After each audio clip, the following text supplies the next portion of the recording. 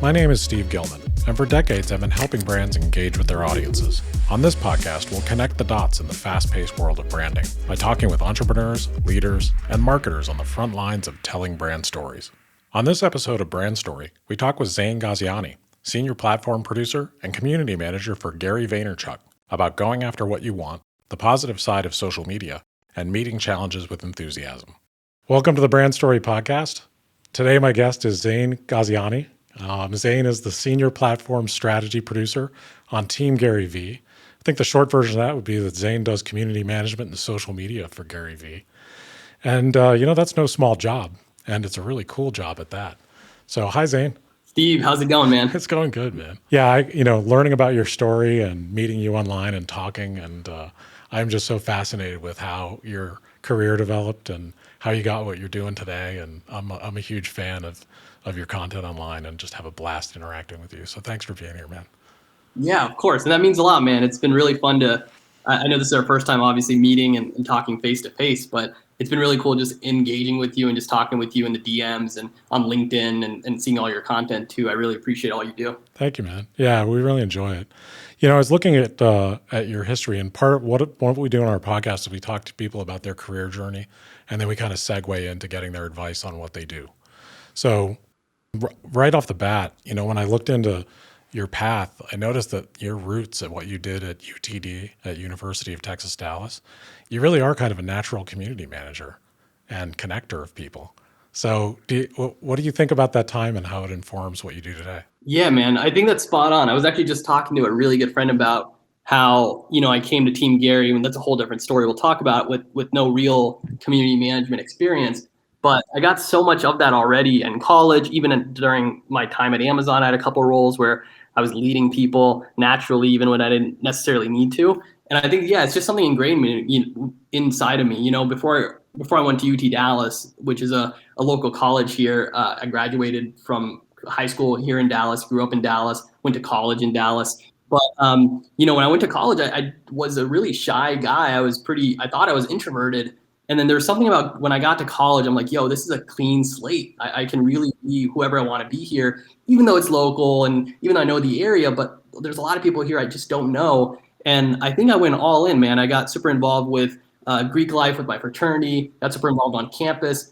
If there was an event happening on campus, I was there, and eventually became homecoming king. Like I just got all in on the extracurriculars activities to the point where I was skipping class just so I could do more of that. And that's when I knew that I just loved being around people. Yeah, that kind of reminds me of my college experience too, in that I was so into theater and directing plays and doing all the extracurriculars and running an improv group that classes were cool, but they weren't the main reason I was there, So yeah. I was always so much more interested in connecting with people and telling stories and doing all that kind of thing. So good for you. So I think it's so interesting that you had that kind of experience in college and then your first job. I know it was like kind of a search, but you ended up at Amazon. And that's kind of amazing, really. Yeah, that was wild, man. It even the way it happened was crazy, right? So I was like a lot of people. I was graduating. I didn't really know what I was going to do. I applied to a couple of grad schools for higher education to work at a university forever. I just thought it'd be fun, but because of my grades, because I was skipping class, I didn't get in. And so I applied to 5 grad schools. All of them said no, and I was just looking for different jobs. And sure enough, one of the guys that I had hired to be on our orientation team, which is part of what I did in college. I was the person that was dancing and all that kind of stuff during those university orientations in the summer. One of the people I hired to be on my team, Sridhar, amazing, nicest guy in the world. We became really close, and he was a couple years ahead of me. He graduated. We kind of lost contact, but when I was graduating, I saw that he was working at Amazon in Seattle at HQ. And so I reached out to him. I said, hey, I see this role at Amazon. I don't have the best grades, but maybe you can forward it to the right recruiter for me. If I can just get an interview, I think I could really do well here. And sure enough, I got a call a couple of days later from a recruiter and got hired about a month later. Dude, that's so cool. I think, not enough people in business. I'm glad you hit the right recruiter at the right moment because it's about the person, not about the grades. Oh, 100%. Oh, man. And just like I remember a comment you made that really spoke to me about, hey, school is great, but I've learned more on YouTube. And I feel the same way. I had an incredible college experience, learned a bunch, but YouTube is amazing. It's like a graduate school on your phone. Dude, so true. YouTube, Google, Reddit. I mean, even now with my current role on VFriends, which is a whole thing I'm sure we'll get into, but about NFTs and crypto and blockchain. I didn't know about any of this a couple months ago, but even a project I did this morning for it, like I didn't know how to do it, but I just went on Google, YouTube, took me 2 hours, and I figured it out just by watching a couple more people that are more experts than I am. So the internet has everything for us. You just have to like take the time to learn. One of the things I always talk to our team here about, and things I really believe is anyone that's a lifelong learner, someone that's really passionate about learning, those are the best people you can hang around with personally or just work with. Yeah, completely agree. I mean, I follow you on social media. I'll see what you're, because you're pretty good at posting like, hey, I'm learning this, I'm doing that. And like, I like follow your breadcrumbs, and I'm trying to learn about NFTs and Discord. And I got on the Discord server and I'm like, okay, this is blowing my mind. I'm not going to be good at this at first. So it's really a blast, man. So, so you left Amazon, you were at Amazon for about 3 years, I think, 3 or 4 years. Yeah, 4 years. Yeah. And then you left there, and went back to Seattle, and working at geocaching. And then that's kind of around the time, like the summer of 2018, you started listening to Gary Vee. Yeah, man, you've done your research. This is great. Yeah, I mean, you're spot on. I was at Amazon for about 4 years, moved around with Amazon, I graduated from Texas, moved to California. I was working at one of the distribution centers as an HR rep. Then moved to Seattle, which is their headquarters, did recruiting there, mostly in the executive recruiting space. Then moved to Cleveland to launch Amazon's first Cleveland site. And like, I was doing a great job. I was moving up the corporate ladder, if you will, making a higher salary. It was awesome. I was doing all the things that I thought I needed to do. But towards the end of my career there, my last year at Amazon, I was miserable.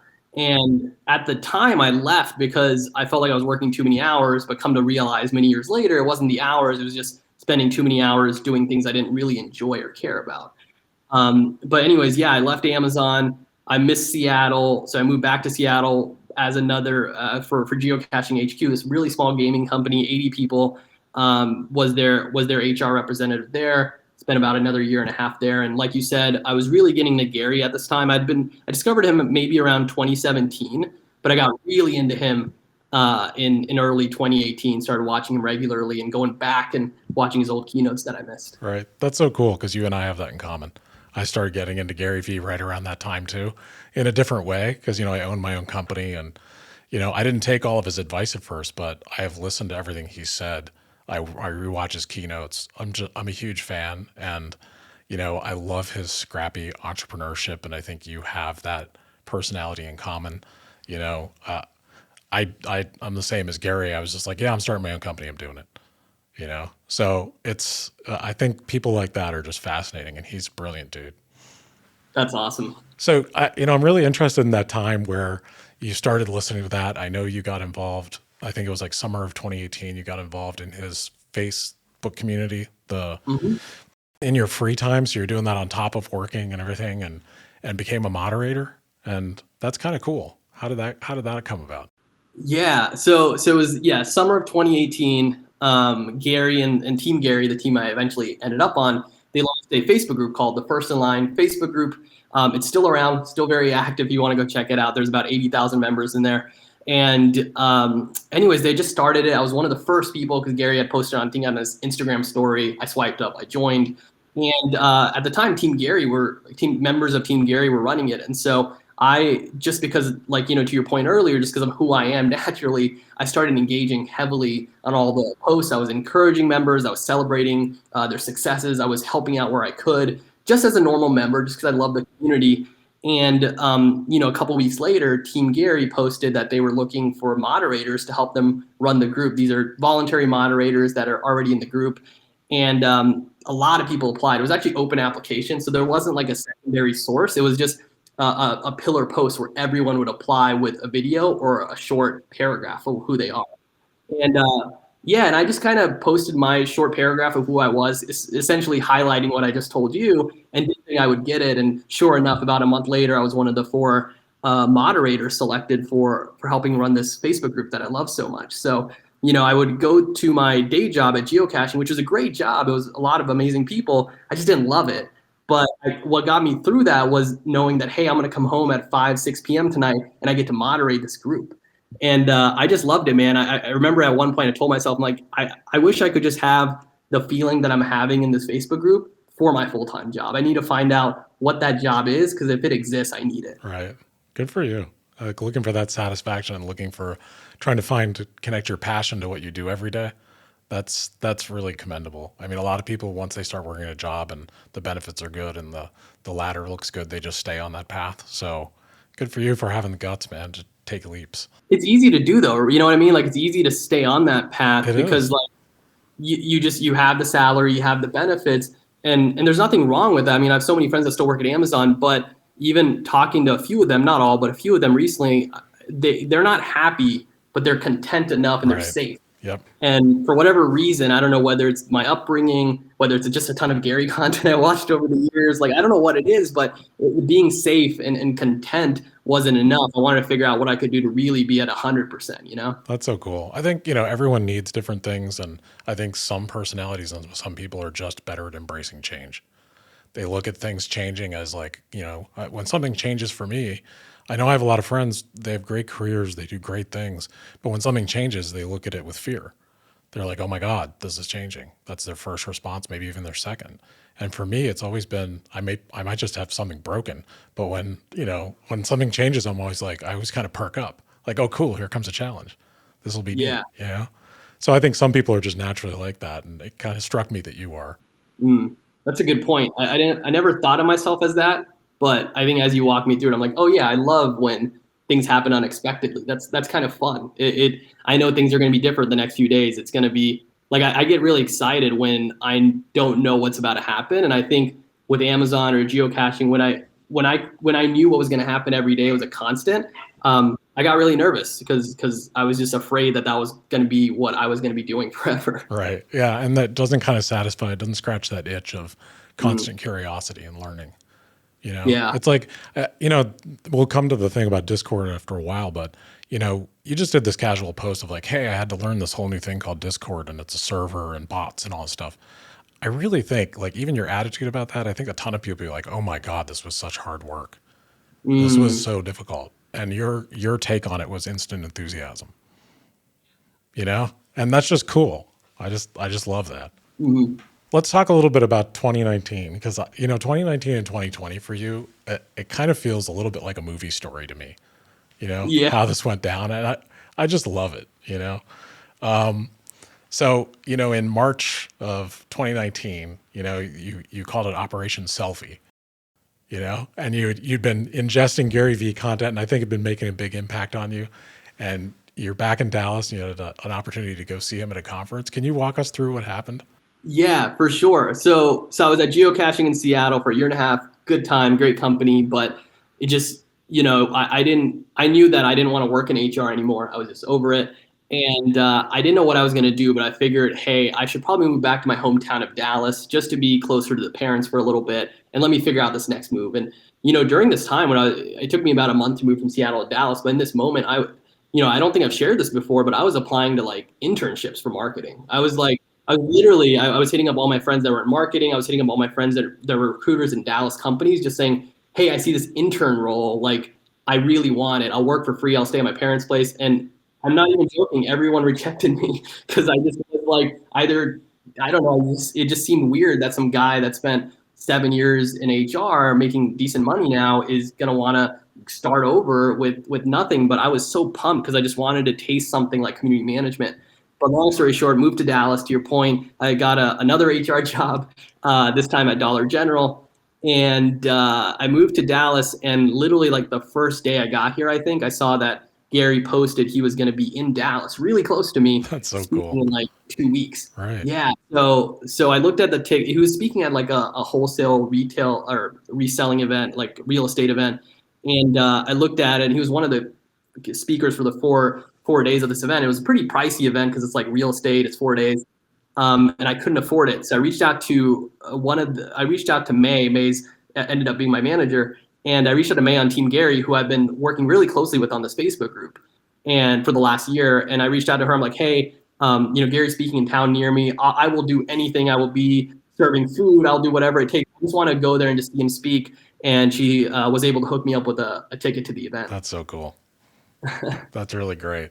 So you went and you got to tell us the story because I'm not sure a lot of people have dug into it. I saw the thing that got me interested in you is you're the only person that has a LinkedIn profile that made me laugh out loud for a while. And if everyone hasn't seen it, there's the way you listed your work history. Everyone's very like concerned and very earnest about how they list what they've done and accomplished. And I was just glancing through yours because I've been following you, and it was like 2016 I did this, 2017 I did this, 2018 I ate a lot of Chipotle. It was kind of great. And in my life, that element of cleverness and surprise and just the casual confidence of that, just charm, man, I love that. Like we need more of that in the world, just that sort of relaxed confidence about what we do. I appreciate that, man. Yeah, I think and I know that's not the point of it, but I think LinkedIn can get a little too serious sometimes. Yeah. I treat it the same way I treat any other platforms in terms of my tone or language. I mean, I'm Zain on every platform. I'm not professional Zain here. I'm the same guy on Instagram, Twitter, LinkedIn, Facebook, and so I keep the language pretty much the same. Yeah, that's smart. I think a lot of people don't know to do that, or they're uncomfortable doing it, or they think it's wrong. And that's something I've learned from you guys by watching Gary Vee and watching your content is, everybody's not going to connect with you, but just be yourself. Just be who you are. That's so true, man. So tell me about what went down at Operation Selfie, because that story is amazing. So you go there, you get a ticket, and I think your goal was actually just to get a selfie with Gary Vee. I think that would be my goal if I went to a conference and saw him live. Yeah, man. So it was this real estate conference, and I didn't know what to expect. So it was a real estate conference. I just wanted to see Gary speak. I have no interest in real estate, and so the day of, it finally rolls around. I'm excited. And the morning of, to dress up to this event, because I don't know what it's going to be like, I wear, I think I wore like a plain white t-shirt with some like coffee stain or Diet Coke stain on it, some like ripped pants, like a hoodie, just wore whatever I could. Yeah, right. I love it. I felt me, and I got to the event, it's all suits. Like everyone's dead. I didn't realize, I'm like, oh my God, it's a real estate event. Everyone's dressed up like a real estate agent. Good job. And so I was like sticking out like a sore thumb. And I got there at 7 a.m. because I didn't know when Gary was going to speak. He was speaking at 3 p.m. And to your point, I called it Operation Selfie because I only had 2 goals at this event. My 2 goals were 1, to see Gary speak, pretty easy. And then 2, get a selfie with Gary. That is it. If I can do those 2 things, it's a successful day. It's 100% successful. And so at this event, I'm just meeting people. I have, many hours to kill. And at noon, 3 hours before Gary speaks, I run into Gary in the hotel lobby. And so oddly, I still haven't talked to him about this because it was the weirdest. He walked in. I'm at the hotel lobby, just checking my phone, and I look up and Gary walks in. He's on the phone, but there's no one else with him, and I don't know where he's going. But I have my Gary shoes on, like the shoes he released a couple of years ago, and I'm pointing at them while he's on the phone to get his attention. He sees it, he smiles and gestures me to follow him. So I'm now following Gary. He's on the phone, and then for some reason he walked to the ATM machine. So he's like he's getting cash for some reason. I don't know why, and to this day I still don't know why. And he goes to the ATM. I'm right behind him. He gets off the phone, and I'm so excited. And I don't know what I said. I still don't remember, but it was just gibberish. And I think I mentioned I was a moderator, but he probably had no idea what I was talking about. I was just saying whatever came to mind, but I got a selfie. Right. And then he walked away, and I couldn't believe it because I met Gary and got a selfie. My 2 goals before he ever spoke on stage. Like I won. Yeah. And I figured the day was not going to get any cooler. And the energy of that 5-minute interaction carried me for the next couple of hours until it was keynote time. So now it's keynote time. Gary comes on stage. I am sitting at a table really close to the stage. And as soon as Gary comes on, he says, hey, this is going to be a Q&A. So there's 2 microphones positioned here. If you want to ask me a question, go line up now. And so like everyone else that started running towards the microphone, I was maybe 6 people deep. I had no idea what I was going to say or ask or talk about, but I knew I wanted a chance. And so I'm waiting for my turn. Everyone's going. Slowly, it's getting closer. I still have no idea what I'm going to do. And finally, it's my turn. And so I roll up to the microphone, and I'm really nervous because I still don't know what I'm going to say. And as I walk up to the microphone, Gary says, hey, it was really cool getting to meet you at the ATM earlier. And the fact that he remembered me, I guess I didn't expect that. for whatever reason, right when he said that, all my anxiety just vanished. And I just started talking. I told Gary, hey, my name is Zain. I'm a huge fan of yours. I read all your books. I'm subscribed to Empathy Wines, and I was just telling, and I'm a moderator for your first aligned community, and I love CMing, and I was just talking. I don't remember all of it, and it's recorded somewhere. I saw it a couple months ago, but I told him, like, the biggest thing is I just feel like I owe you for making me a better human being, so thank you. And then he jumped in. I was like, hey, long story short, he was saying, like, you don't owe me anything, but thank you. And then I jumped in and I told him more of my story about how, in Seattle, I was living with 5 roommates to save money. It's a whole another thing we didn't even cover, but I was telling him about my life. And he got so pumped. He was like, 5 roommates. And you could tell he had a little, Yeah. thing in his eye. And so then he jumped back into the conversation, and we were going back and forth for like 5 minutes. And as we're doing this, the whole, all the audience is watching. Yeah, right. So at the very end, I decided to tell Gary my dream. So he jumped back in, and then finally there was a small pause. And I said, and then that's the moment you see in the video where I say, hey, Gary, my dream, like my ultimate dream is to be on Team Gary Vee doing community management. And he jumps in and says, do you want to move to New York? And I said, yes, right away. And he said, cool, let's do it. And I was hired on the spot. Yeah. It was, you seen the video, but I couldn't believe it. I just couldn't believe that interaction happened. And, everyone around me is freaking out. Some guy threw his chair in the air. It was crazy. And, there's this like gong next to the stage where people throughout this event were hitting it every time they got a cool real estate deal. So I went up there, started hitting that. It was the most adrenaline I've ever felt in my life. And at the very end, I go up on stage. Gary said, hey, email me. I'll make it happen. And sure enough, that same night I emailed him saying, hey, thanks so much. Here's who I am.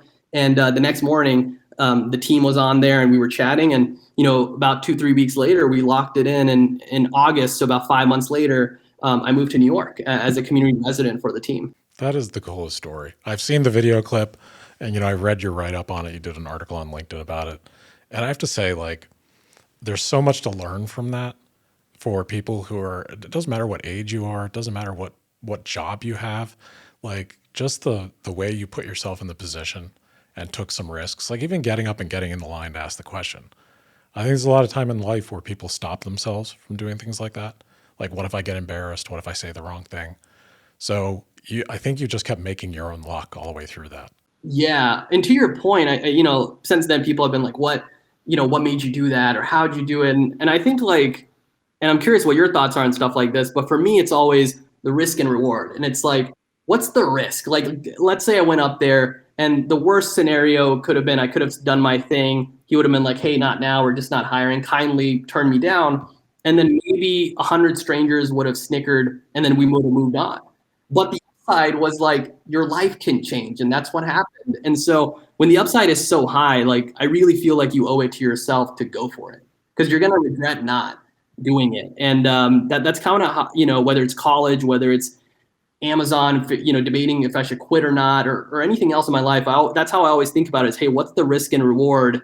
And if the reward is so much higher than the risk, you have to go for it. Yeah, I completely agree with that. I think you miss 100% of the opportunities you don't ask for, and just asking, just saying, it's a vulnerable position, because if you do it publicly, like you did, you could have a moment of like, feeling embarrassed, blushing. It could be uncomfortable.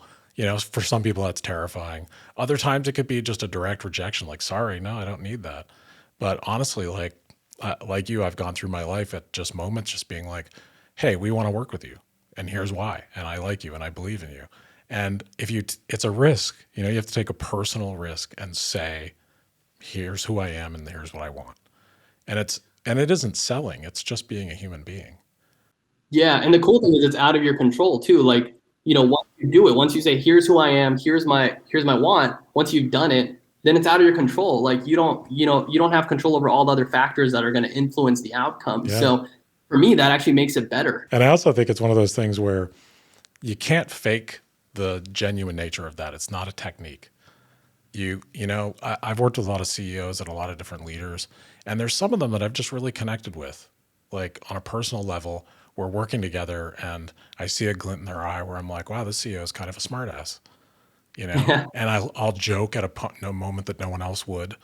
And, we'll make eye contact and then we start a friendship. And then eventually, one of the things I've always done is that if I like somebody and I'm having a good time working with them, I'll just tell them that. And I think there isn't enough of that. It's like you have to take a risk and tell people, hey, I like you. This is cool. Doesn't, Yeah. I'm not trying to make a sale. I actually just like you as a person. And, it's just good energy. And I kind of feel like if you bring that energy to other people, it comes back to you. It's kind of an Yeah. abundance thing. It's so important and it's so simple. It is, isn't it? Like, so good for you, man. That's why I found your story so just kind of like just made my faith in humanity go way up. And, at a good moment during the pandemic when I read it and wrote you about it. And it's just really like a great thing I think everyone can learn from is, take a risk, talk to people, say what you want, don't be pushy, don't be obnoxious. But that is such a cool story and congratulations. Yeah, I appreciate that, man. It happened, March of 2019. So it's been a little over 2 years now. And, it's crazy. It feels like it's been a lot longer because Team Gary, 2 years is like 5. But it's awesome, man. And yeah, I'm just, super thankful for Gary for giving me the chance, obviously. And, from there, it's just been a wild ride. I've learned so much in the last 2 years and all the different things I've had to do. Yeah. So that's a perfect segue to the next section where I just want to talk to you about what you do. And we kind of like, your story is amazing, but you weren't in marketing, you weren't in social media. And now I think you went from not being in that to being someone that knows a ton about it and has a lot to say and really does an incredible job in that space. So what's the culture like for you at Team Gary V? Because, there's so much learning and I bet there's so much teamwork and sharing. What's that like? Man, Team Gary's it's a beast. I mean, there's just so much, for Gary's. So Team Gary is we're the team that makes all the content for Gary's personal brand. So across all platforms, any written, audio, video, anything you see that comes from Team Gary. And it's a lot. I mean, it's high volume, right? Gary is the personal brand that is the highest volume of content that's for anyone like him. So we produce 500 to 600 pieces of content a week across all his platforms. That's a lot for one person. That is. And so it's awesome, man. Look, I think, it's a lot of hard work, but it's a very creative, inclusive, inspiring place to work. And there's just a lot of safety. And what I mean by safety is, the culture comes from the top, and Gary really values intent. At last year, 2020, for example, I was a platform strategy producer specifically for Gary's Instagram. So I was getting to manage all the amazing creators who are producing the video and images that are being posted on Gary's Instagram, working very closely with Gary. And I made a lot of mistakes because we're moving so fast, it happens.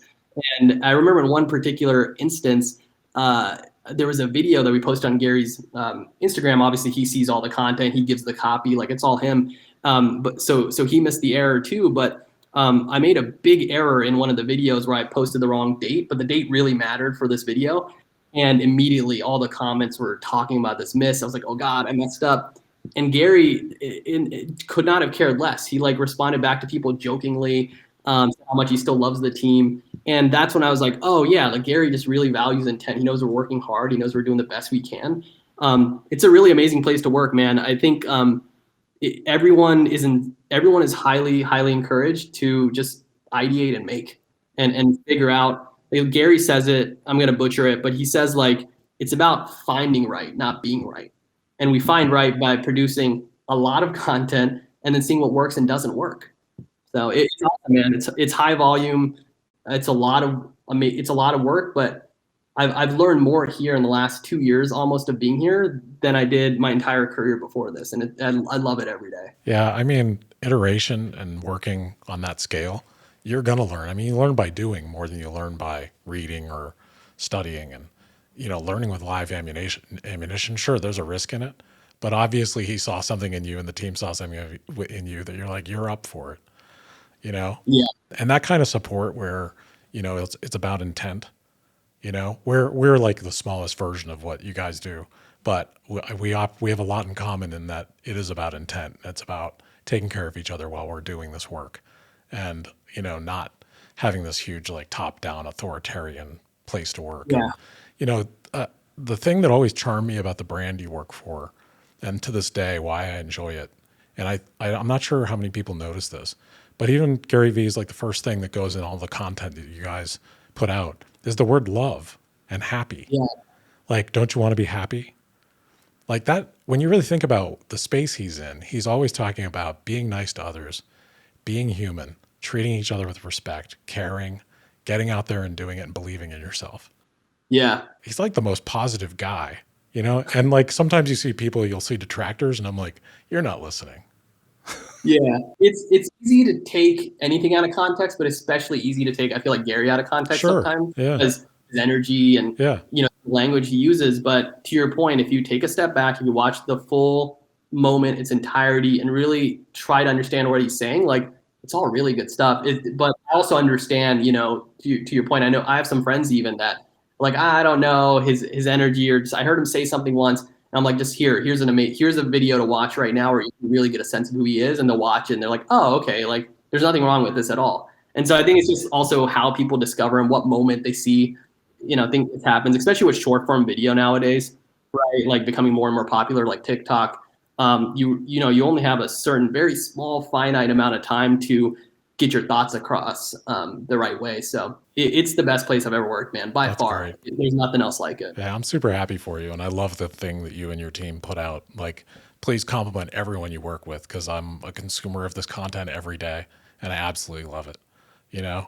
And Gary Vee's like, his language, the way he'll, I think he pays people the compliment of being very blunt, and that's a rare quality now today.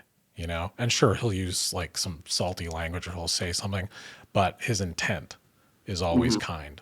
I've never seen that guy. I can't think of one clip where he was mean. Yeah. Well, here's the crazy thing, and I know we might be jumping topics, but like, coming in obviously as a huge Gary fan to Team Gary, that was interesting because I was like, well, I think I know what it's like, but what is it really like, Yeah, right?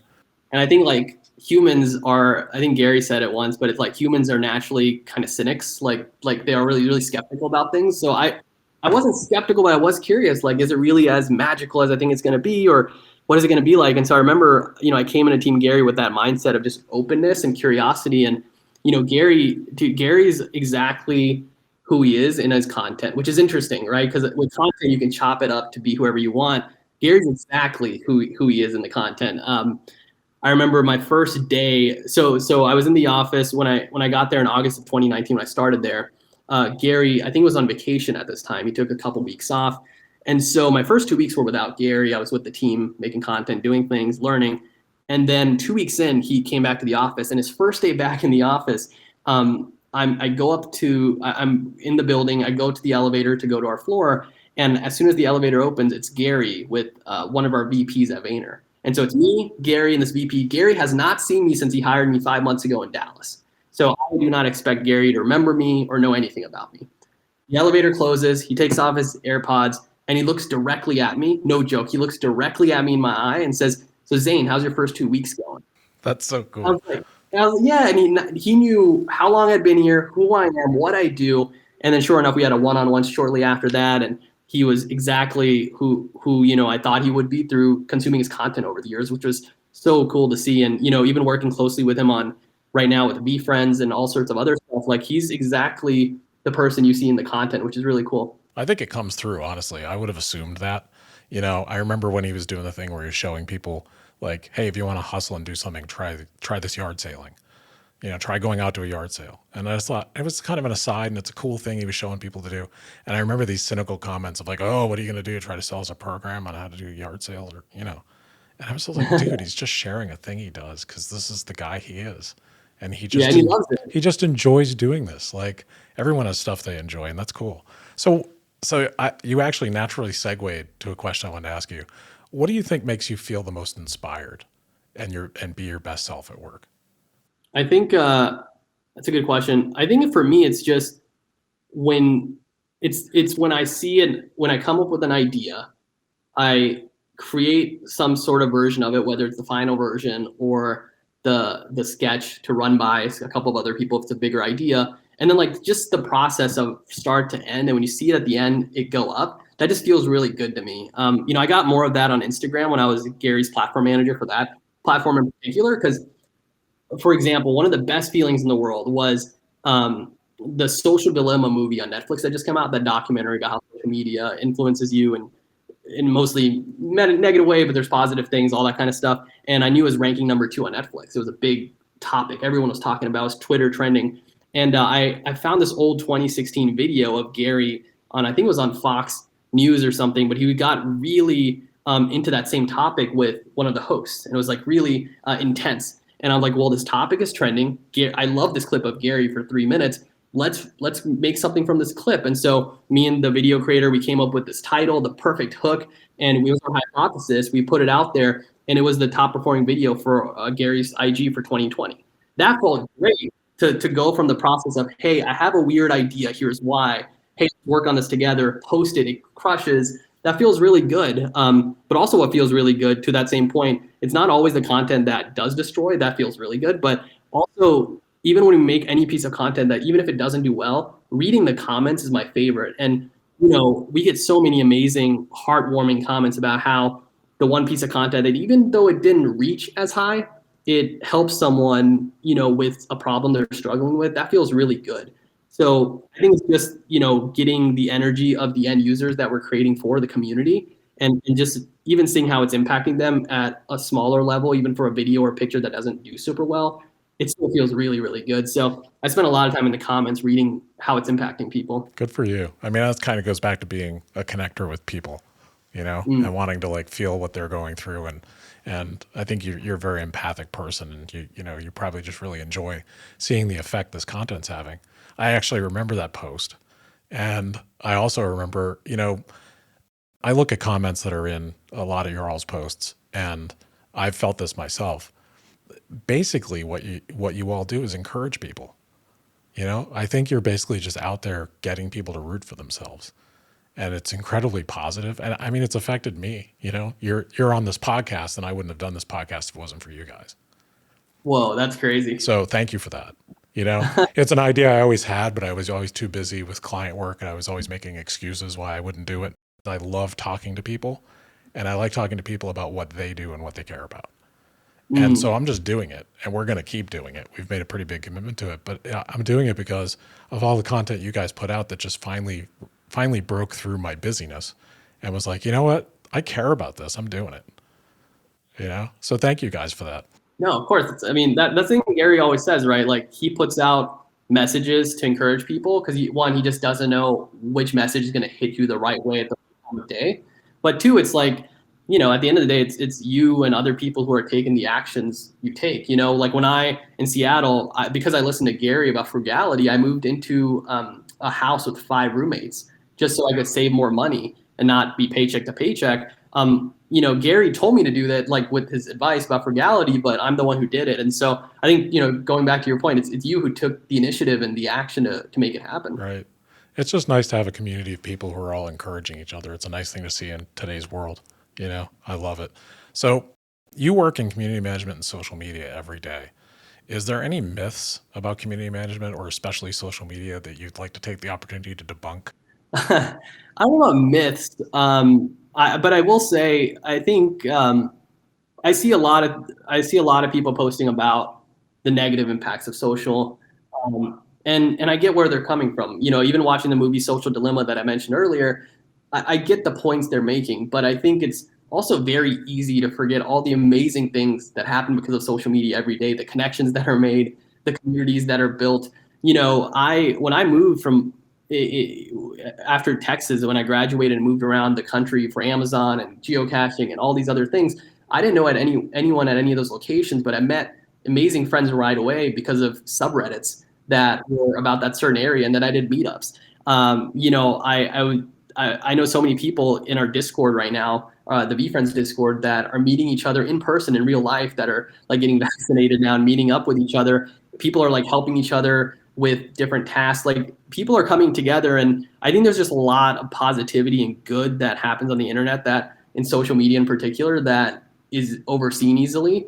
because of other reasons. So I don't know. I just think that, and I'm curious what your thoughts are too, but for me, I just think I always just see a lot more good than bad there. And because I spent a lot of my time seeing the connections that are being built in real life from it. Good for you. I think that's probably, that's probably how you look at life. And it's the way I look at life too. And I think there is a ton of negativity on the internet, of course. And there's a ton of negativity in real life, probably the same amount. And, but the fact that there's tons of people connecting for real and tons of positive communities, it's just, if the media is going to talk about something, they're not going to talk about the positive communities. They're going to talk about the problems that social media is causing that are very real, or they're going to talk about the negative things that happens with Twitter or Facebook or something, which are very real, but they're never going to put the focus on stuff like what you all do. Or I would, if people didn't connect online, you and I wouldn't be talking it right now. It's a very small example, but it's very cool, So, and I think, when you really think about it, and if you really dug into the positive and the negative of it, I honestly think there's more positive than negative. It's just the people don't focus that way, Yeah, I completely agree. I think, I don't know about myth, but again, I always go to the positive. I think anytime I talk to other people that talk about the negatives, I'm like, you're right, that is happening, but look at all these other amazing things that are taking place.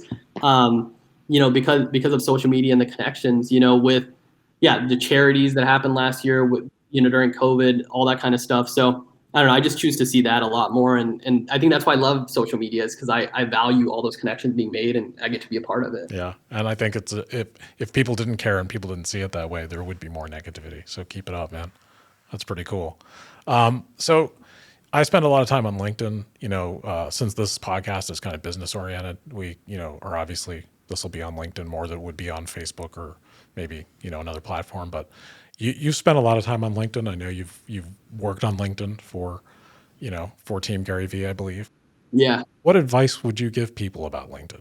Yeah, I think, a couple of things come to mind right away. I think one we touched on earlier is I think there's a lot of people that, for whatever reason, I don't know why, it's like they can be the most normal, chill person on Instagram, Twitter, but when they go to LinkedIn, suddenly they feel this weird pressure to be different, to be all uptight in some ways and not be themselves. And, I think a lot of that's because they're connected with their managers and there's that whole relationship aspect. But one, I think just being yourself there is such an easy thing to do because you just get to be yourself. So I would not feel too pressured to feel like you have to be a suit and tie type of person if that's not who you are. I see that a lot.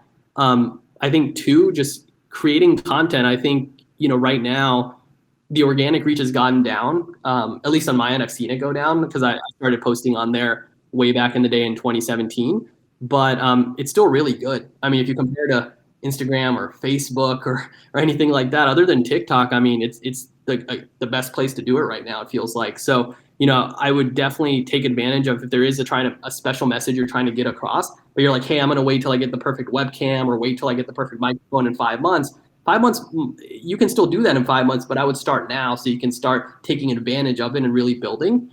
And then three, and this is way more tactical, but I've noticed that images in particular do super well. And I think vertical images are a good way to go because I heard someone on LinkedIn's team on Clubhouse the other day say everyone should think about creating content only for mobile because most LinkedIn users that are active and engaging are mobile based.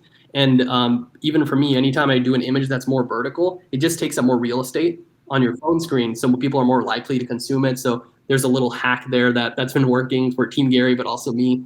But yeah, I think the biggest thing is just being yourself, not feeling like you're pressured to be in a too professional, if you will, and just creating content and putting it out there and just seeing what works or doesn't work. I think a lot of people for all platforms just get too stuck in the weird planning phase. And to your like what we mentioned earlier with Team Gary's, because we just do so much volume of creative, we find out what works by doing it, by getting the reps in. Similar for your own personal brand or anything you're doing, you just need to put in the reps and get learnings that way. Yeah, that's great advice, man. Thank you for that. I think people will find that really, really helpful.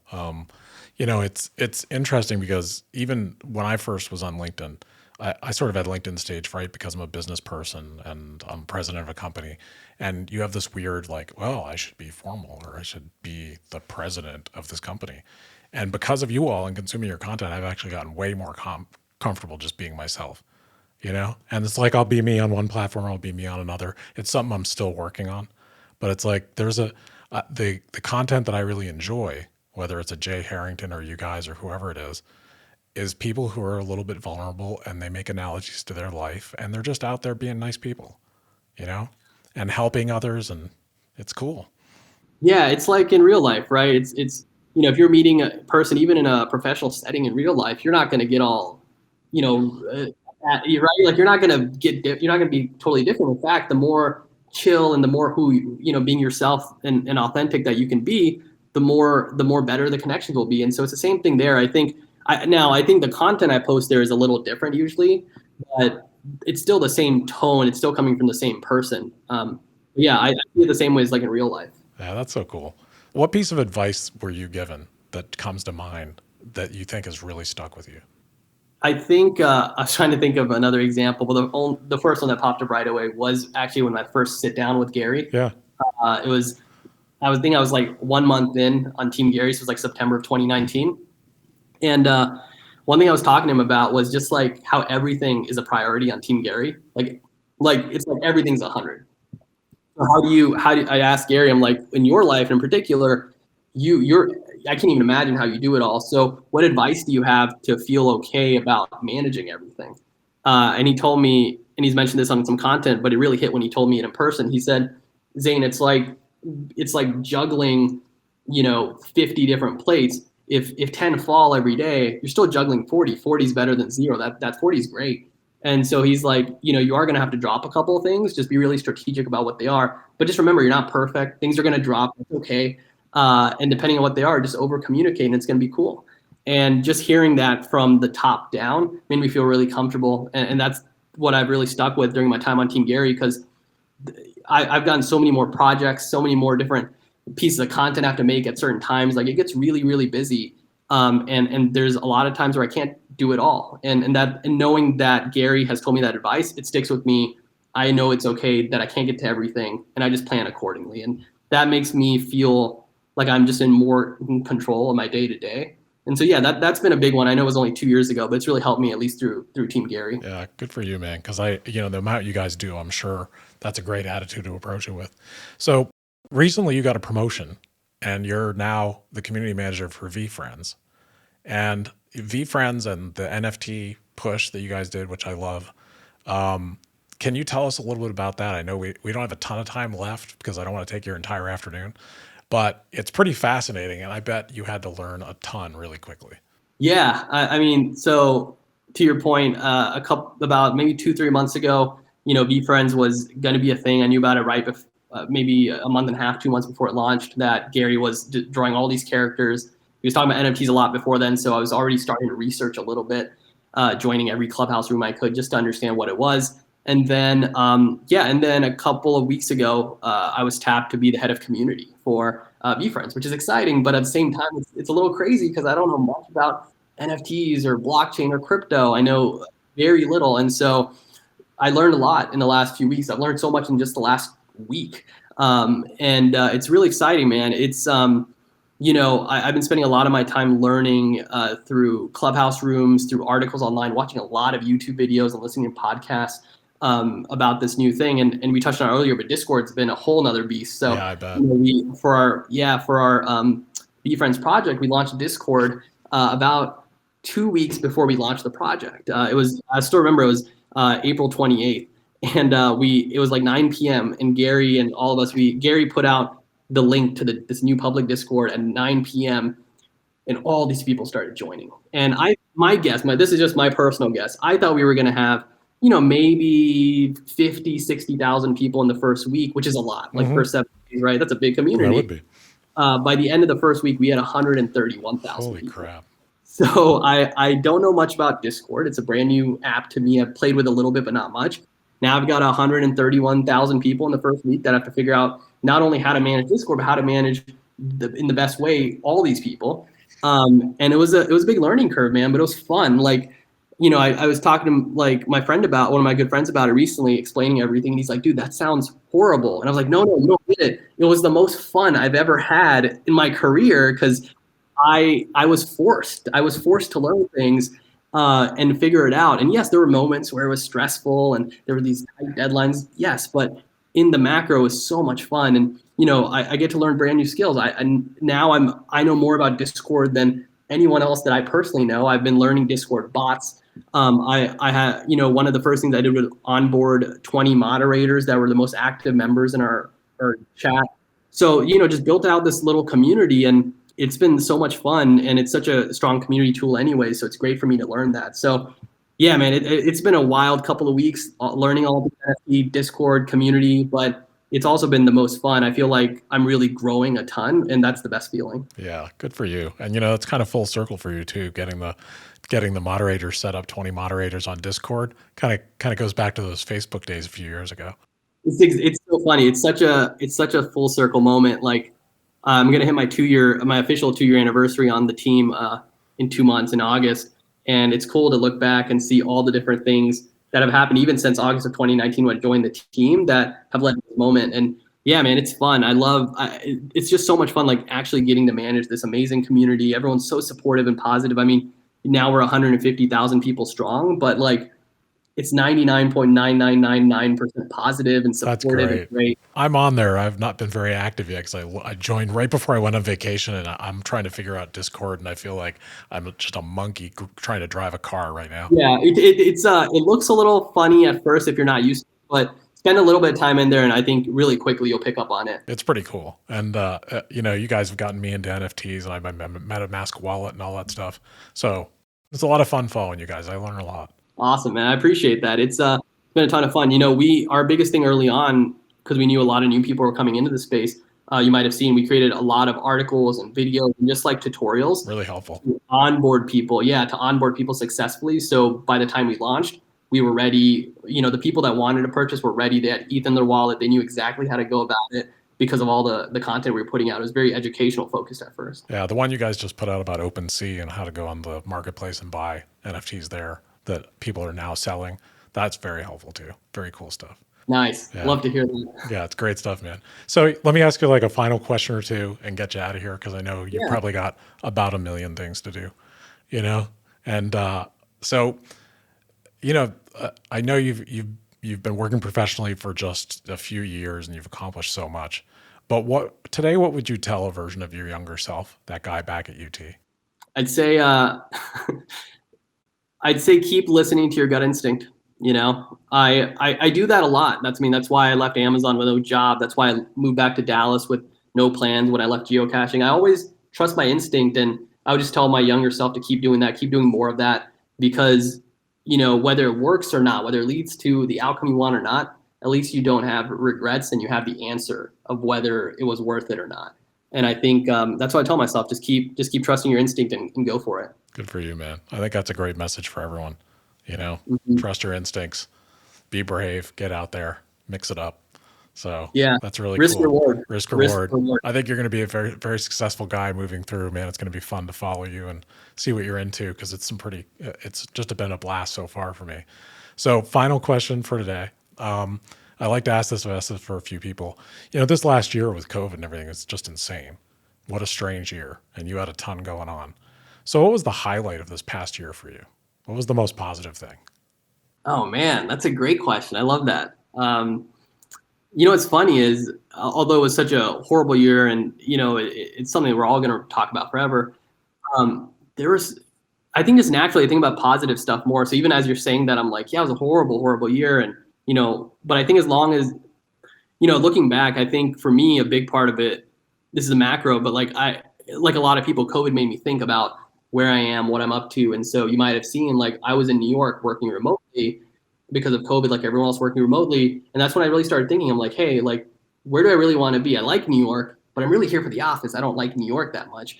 I don't love it. And I moved to Dallas a couple of months ago, because all of COVID, I was just thinking about what I want to do, where I want to be. And now I'm working remotely from Dallas, Texas. I've got a puppy, which I've always wanted. My girlfriend and I are living here to save money, and it's awesome. So I think like even though it's not a specific incident, it's just, I took a lot of time to really digest and think about who I am, what I'm up to. Do I like where I'm living, all my circumstances? And okay, great. I don't. Cool. Like, where do I want to go and what do I want to do, and taking control of that. So I'm really thankful in a weird way to COVID, because it forced me to think about what I'm up to and really what I want to be doing, and forced me to take more action. Good for you, man.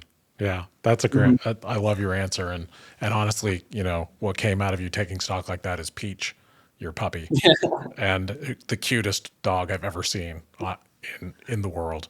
She's a lot of trouble, but she's great, man. I've always wanted a dog my whole life, and finally, almost before 30 years old, I got one. I feel great. Yeah, she's pretty adorable. I have a goofy dog myself named Ollie, and he's pretty hilarious. But Peach is just like, if you Google cute dog, her picture just comes up. So, hey man, thanks so much for doing this today. This was great. Thank you so much for the invite. This has been so much fun just jamming with you.